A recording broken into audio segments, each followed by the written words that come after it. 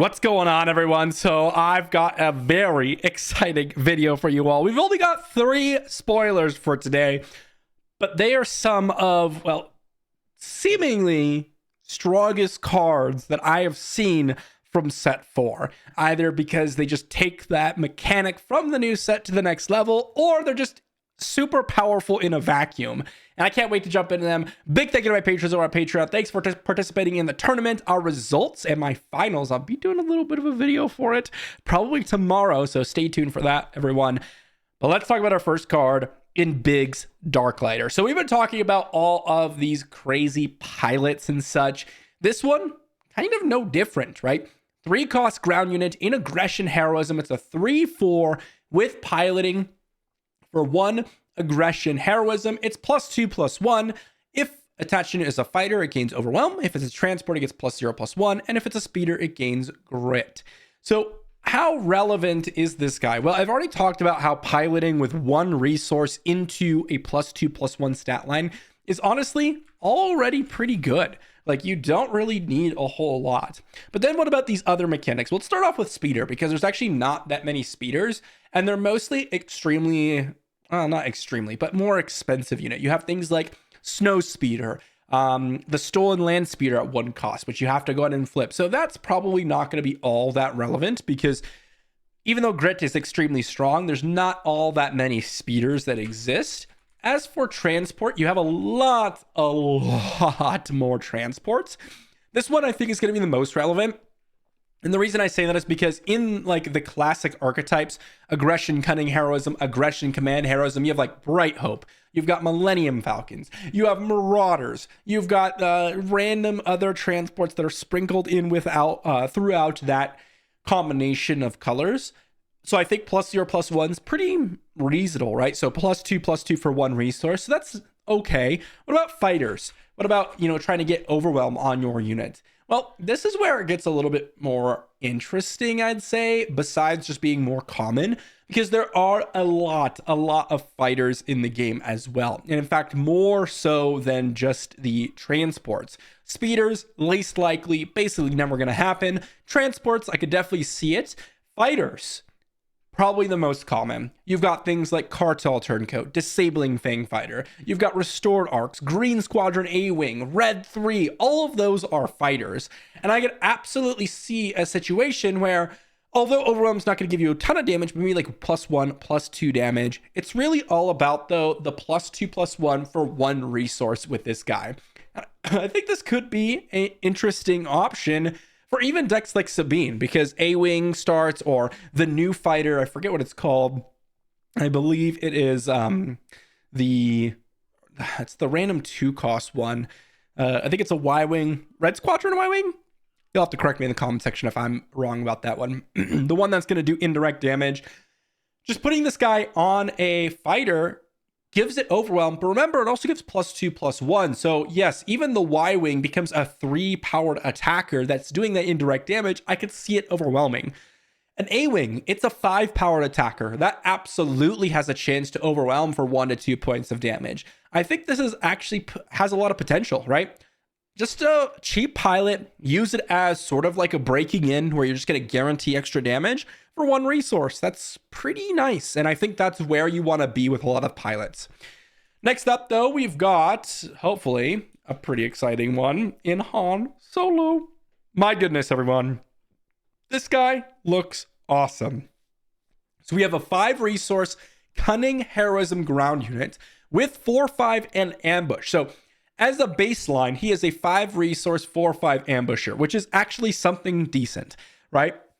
This can take down random things like K2SOs on curve, right? Your opponent plays a K2SO, the following turn, you get down a Han Solo, it ambushes. So a 4/5, even though it's not great, it is one of the better baseline options besides them being a pilot. But then we're going to talk about the pilot mechanics. And this is absolutely absurd. It's 2 cost, 2 cunning heroism.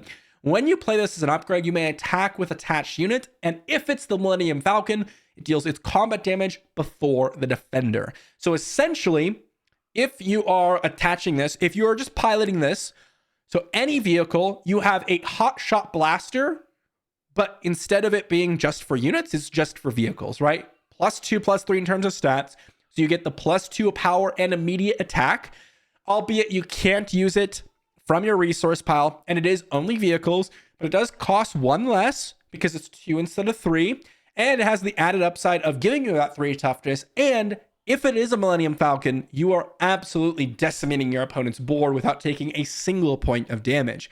But I think the more important factor is the fact that you just get to immediately attack, right? You play this, you get in for some damage, and then suddenly your opponent has to make the choice of, okay, do I deal with this Millennium Falcon that's huge, right? 5 power Millennium Falcon, probably. But where it gets really insane is if you do the new Millennium Falcon, right? It comes down and you get a 6-powered Millennium Falcon because it increases its power based on those pilots. Suddenly, you're attacking for 6 damage. It is now a massive unit in space. Your opponent's got to be like, okay, I kind of have to deal with this Millennium Falcon, but even if I do, it already got its attack off. So you put a Millennium Falcon down, you put a couple 1-drops in early on, you're playing Wedge, let's say. By the way, love me some Wedge. Absolutely love me some Wedge. Turn 1, you've got 4 5s and such on the battlefield. Big units already in your 1-drop slot. Your opponent's forced to deal with Millennium Falcon, probably, but it already attacked, which means your other units are probably going to get in damage as well. So now your opponent's got to choose. Okay, if I don't deal with this, I'm probably dead. But if I do deal with it, then the other units get to attack, which means I'm taking even more damage, and I still have to deal with those after the fact. This guy looks really powerful, especially for that specific archetype, the piloting archetype. And as I've mentioned numerous times, including with the previous card we just talked about, these cheap pilots are absolutely crazy. The cheap pilots guarantee you some damage, assuming you're playing them with before your opponent's got a bunch of resources available to them, right? Just putting a +2, +3 on a Millennium Falcon on turn 2 is... And you can do this absolutely in like Wedge or, you know, some other decks. But if you have some ways to put some cheap pilots on them, suddenly their Target Towns doesn't deal with it. Attacking into it with units don't deal with it. The combination of a unit attack plus Target Town is oftentimes not going to deal with it.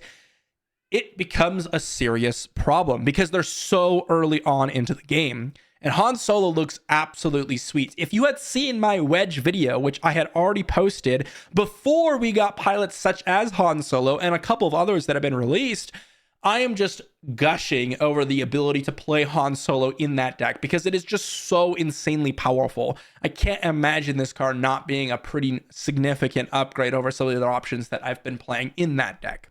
But that's not all we've got. And the previous two, or this one and the previous card that we talked about, are obviously really good cards in the piloting sort of archetype.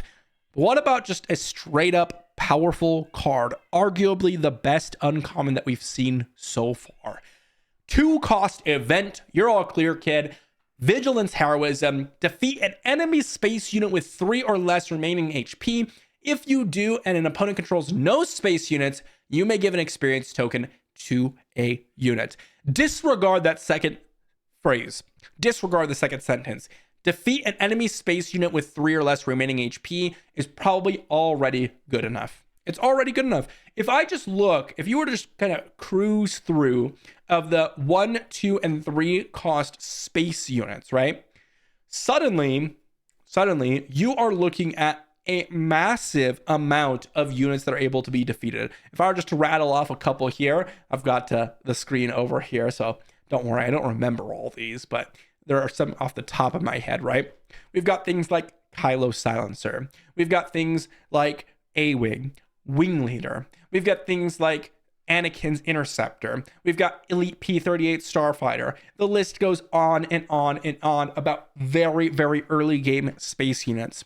But then let's say you're playing like the Anakin Blue, and you go turn 1, I'm going to play this unit. Turn 2, I'm going to play You're All Clear, Kid, and maybe follow it up with another 1-drop like Daring Raid. This is so efficient. It is so efficient. It is possible that you are getting that experience token, and that's when it becomes ridiculous, right? I've seen situations where your opponent goes and takedowns your big space unit or your 3 toughness space unit, or they open fire it. This is just 1 less cost, and it has the potential of giving you an experience token. This has massive potential. Of course, In the upcoming set, it is going to be even better, right? Because on turn 1, you're able to interrupt your opponent's piloting potential, right? If you do it after turn 1, your opponent could be putting a pilot on it and then remove the ability for this event. But if you just think about what I was doing with Wedge, we've got things like A-Wings, we've got X-Wings and Hotshot V-Wings, and then we put a pilot on them or a Cartel Turncoat, and suddenly you're a big space unit with more HP. Well, if their opponent, if I went X-Wing, they go, you're all clear, kid. Suddenly, I've got no turn 2 attacker, and I can't utilize the Wedge's action. Now, of course, Wedge is an extreme example, but the whole rest of the set is built around the pilots and the space units, and we already see a massive amount of viability in this card, in the current meta. Now, who knows if the current meta will stay that way, but if I were to just, let's say, pull up a meta Planetary Qualifier Django deck. I already mentioned a bunch of other cards, but just pulling this guy up so you can see. We've got Cartel Spacer gets killed by it. We've got Silencer gets killed by it. P-38 gets killed by it. 7th Fleet Defender gets killed by it. Those are all options in a main deck version of this. And it's not even potentially the case where you'd running a full 3 of. This might be more of like I'll play 1 to 2 of in main deck based on the meta, and then I'll bring the other 1 to 2 of in my sideboard for those matchups. But decks like Django, for example, or even Sabine, this is absolutely an amazing option as a removal option. Unlike Hello There, which had potential, and it still is okay. The big restriction of that was the fact that your opponent needed to play a unit before you played that event, and it had to have been that turn, so you had to have hit a unit that was played that turn. Those restrictions are not here with your all clear kid. This, although it has a restriction of 3 or less remaining HP, you can hit prior played units. So there's absolutely situations where you go double 2-drop on turn 3, or a 2-drop 1-drop, or even on turn 1, you're killing your opponent's space unit. And again, I kind of disregard that second sentence because I think the decks that are going to be playing this are probably not going to fulfill that requirement and get value from it. But I could definitely see things like Ray Red or Anakin Blue starting off with an A-Wing. Your opponent starts out with the Cartel Spacer. You go turn 2, you kill their Cartel Spacer, you get an experience token, something your A-Wing's a 2/4, right? Killed their unit, you got 1 extra resource, and you got a buffed up A-Wing. All of that is crazy. So I definitely think this is arguably one of the most insane uncommons that we've seen from set 4, and I think it's got some massive potential. But please let me know what you think about these cards, guys. What do you think about the pilots? Do you think that decks outside of dedicated pilot decks are actually going to function with them? I'm interested to do some more testing, for pulling these cards into decks like Sabine Green and seeing if just slotting these in as if they were direct damage events would be good enough. Han Solo, does this make piloting decks actually viable? Or were they already good and this just makes it even more insane? You're all clear, kid. Is this actually insane enough to where people are going to be playing more Vigilance Heroism? We will have to see. I think all 3 of these cards have some pretty impressive potential. Big's probably the least exciting because there are other 1-cost pilots +2/+1, and his abilities don't really do a insane amount. Although the Overwhelm for Sabine, they can absolutely do some work, I think. So let me know what you think in the comment section down below. Thanks for watching, everyone, and I'll see you all for the next one.